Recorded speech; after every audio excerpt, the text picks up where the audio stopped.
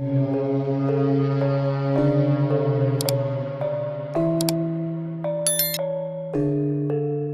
saya bersama dengan Kiai Haji Ahmad Zaini nggih.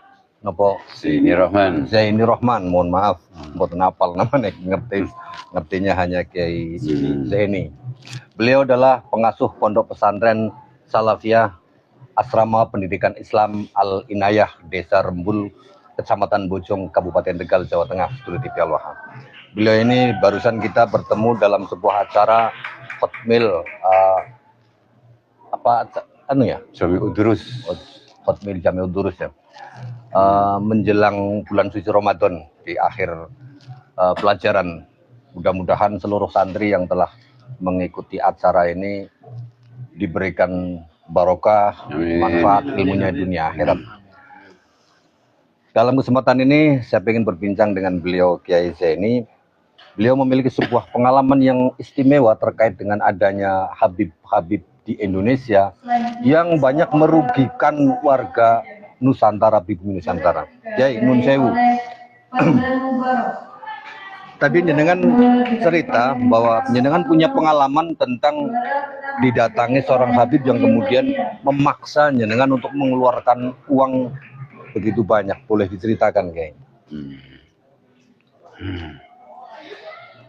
Ya, awalnya itu katanya melihat menara dari jauh, terus wah ini harus diberi kenangan dari kiswah makam Rasulullah.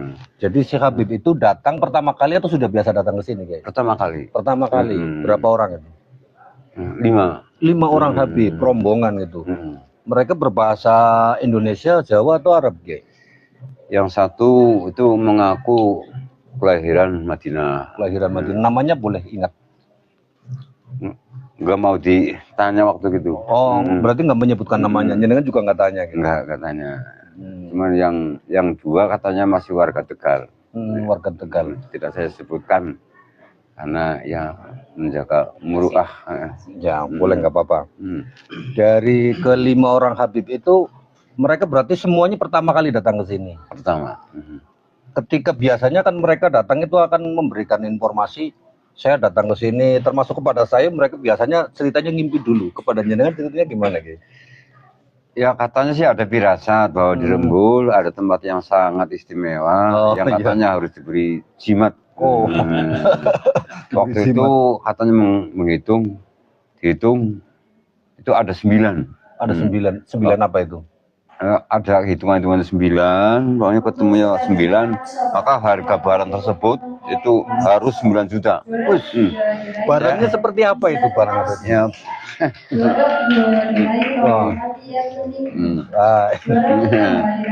Itu barangnya. Ini barangnya dulu tinggal. Wah. Ada kotaknya. Ya ada kotaknya, baunya cukup harum. Masih sekarang masih harum. Tapi sudah apek ya. Ada tulisannya.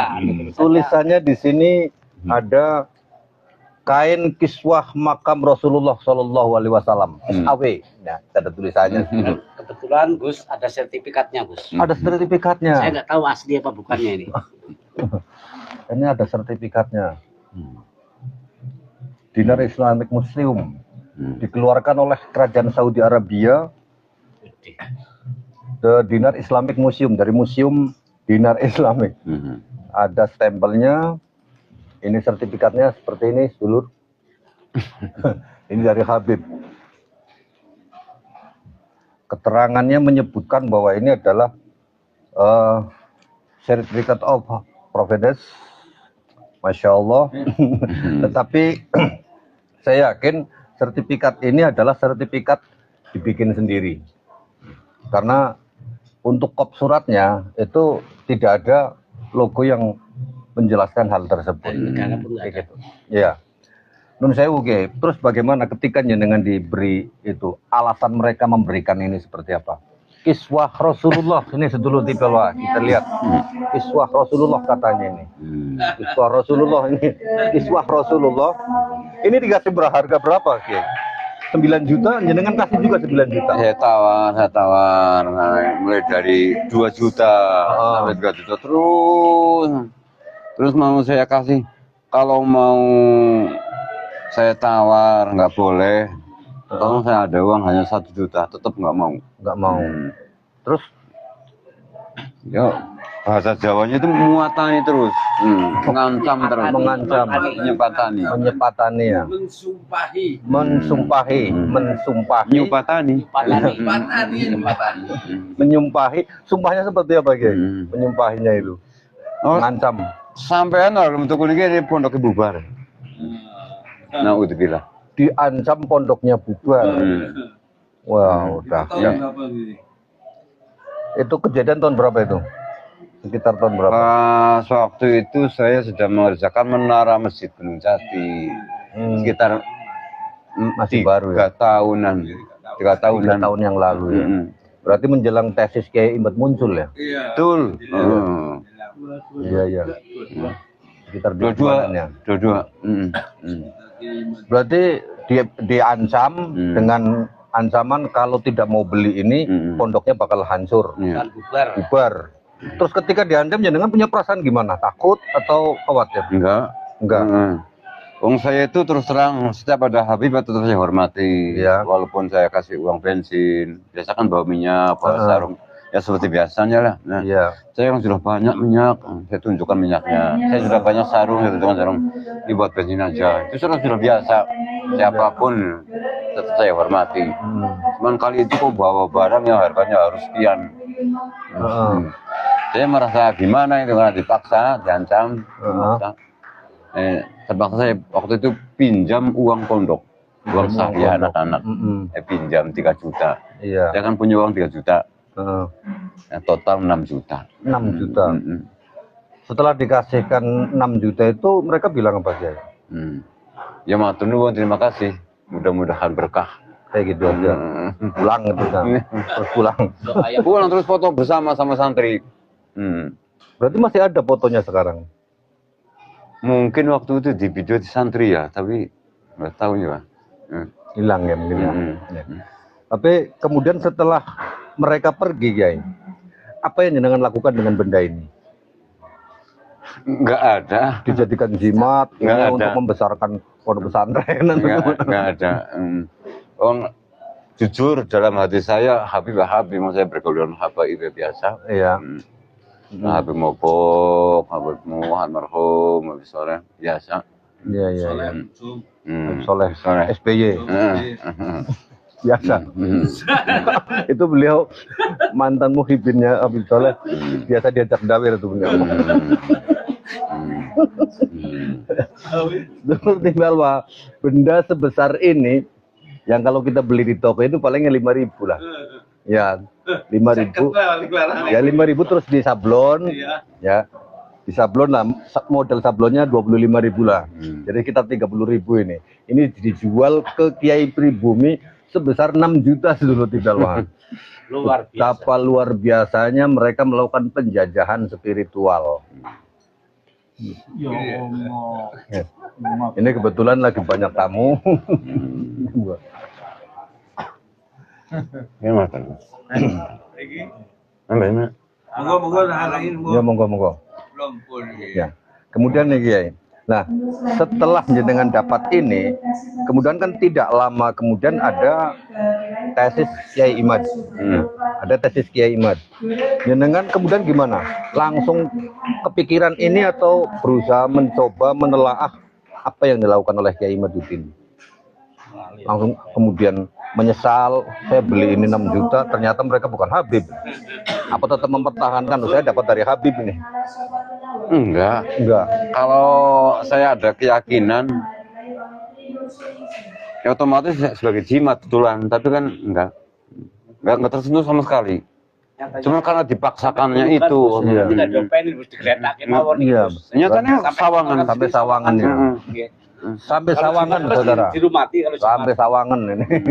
Artinya ini kemudian diletakkan begitu saja sebagai benda yang tidak terhormat. Diletakkannya ini saya ini kayaknya di kolong amben ini. Iya guys, di longan bahasa Inggrisnya gitu, sampai lumutan kayak begini. Artinya Kiai pada saat menerima benda ini tidak dianggap ini sebagai kiswah Rasulullah. Hanya mereka mengatakan dengan nun sewu karena dibungkus dengan sebuah benda yang berukir semacam ini, kain kiswah makam Rasulullah, gambarnya seperti ini dulur. Ini luar biasa. Dan kejadian ini adalah salah satu contoh dari sekian banyak contoh yang terjadi di Indonesia dan dilakukan oleh mereka yang mengaku sebagai keturunan Nabi Muhammad.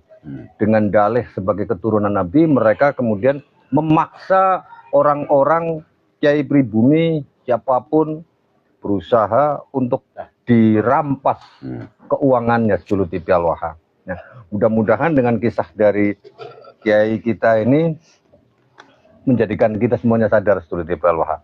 Ada pesan barangkali jenengan kepada seluruh warga pribumi Nusantara atas kejadian yang jenengan alami.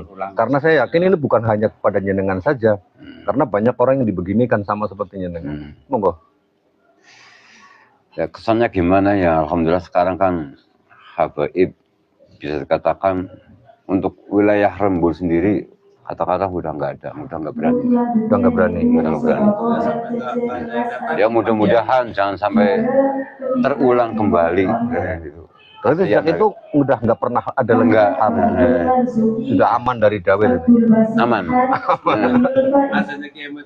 Sejak adanya Kiai Madudin menjadi aman dari dawil. Alhamdulillah, kita harus berterima kasih kepada beliau Kiai Madudin dan bersyukur kepada Allah Subhanahu Wa Taala. Sekali lagi sedulur TV Al-Waha, ini adalah kiswah palsu yang mereka bikin sendiri dan dianggap sebagai kiswah Rasulullah, penutup makam Rasulullah, dijual seharga 6 juta, dipaksakan kepada Kiai Pribumi Nusantara, pengasuh pondok pesantren Al-Inayah Desa Rembul, Kecamatan Bojong, Kabupaten Tegal, pernah menjadi korban dawir kiswah Rasulullah. Mudah-mudahan tidak terjadi lagi untuk selama-lamanya, karena alhamdulillah sampai hari ini beliau sudah aman dari dawir para habib. Demikian obrolan saya dengan Kiai saya ini. Mudah-mudahan manfaatnya untuk kita semuanya. Amin. Saya Bahril Ulum bersama seluruh yang hadir di sini mengucapkan Assalamualaikum warahmatullahi wabarakatuh. Waalaikumsalam.